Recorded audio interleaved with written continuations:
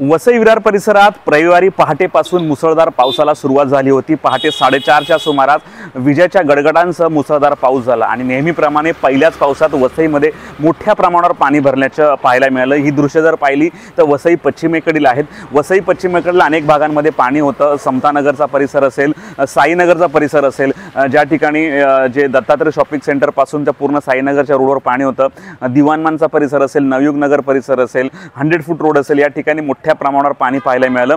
तर 60 फीट रोडवर जी त्रिवेणी बिल्डिंग आहे त्या बिल्डिंगच्या दुकानांमध्ये देखील पाणी पाहायला मिळालं। तर तिकडे पार्वती क्रॉस टॉकीज आहे, त्या टॉकीजच्या समोर जी दुकानं आहे त्या दुकानांच्या समोर देखील मोठ्या प्रमाणावर पाणी पाहायला मिळालं। परंतु सकाळी 7:30 नंतर पावसाने थोडीशी विश्रांती घेतली, त्यामुळे पाणी ओसरण्यास कुठेतरी सुरुवात झाली। पहिलाच पाऊस हा रात्री पडल्यामुळे प्रशासनाची देखील मोठ्या प्रमाणावर तारांबळ उडालेली आहे। त्यामुळे पुन्हा एकदा हा प्रश्न उपस्थित झालेला आहे की यंदाच्या पावसाळ्यात वसईचं काय होणार। कारण पहिल्याच पावसात जर वसईची ही अवस्था आहे, कारण पहिल्या पावसामध्ये जी छोटी गटारं असतात त्याच्या तोंडाजवळ जो कचरा असतो तो काढला जात नाही आणि त्यात रात्री पाऊस पडल्यामुळे जे सफाई कर्मचाऱ्यांची मोठ्या प्रमाणात तारांबळ मिळाली। तर दुसरीकडे मुंबई अहमदाबाद महामार्गावर रस्ता देखील खचला आहे। जी प्राथमिक माहिती मिळाली आहे की मालजीपाड्यामध्ये JK टायरचं जे शोरूम आहे त्या शोरूमच्या पुढे पाईपलाईन खोदण्याचं काम चालू होतं आणि तिकडचा रस्ता खचला, त्यामुळे वाहन चालकांचे टायर जे पूर्णपणे रस्त्याच्या आत फसलेले आहेत। अशा प्रकारे लोकांचे हाल जरा सुरू झालेले आहेत। कारण पाऊस म्हटला की वसई विरारकरांना कुठेतरी भीती असते, परंतु आज रविवार असल्यामुळे वसई विरारकरांना थोडासा दिलासा आहे, लोकांना सुट्टी असते। परंतु दुसरा दिवस असा तर पुन्हा एकदा तारांबळ होणार आहे। आता पहिल्या पावसातून महापालिकेला काहीतरी शिकावं लागणार आहे। महापालिका या पावसातून काही धडा घेते का पाहावं लागेल। HPLS साठी हनी पटेल सोबत प्रवीण नलावडे, वसई।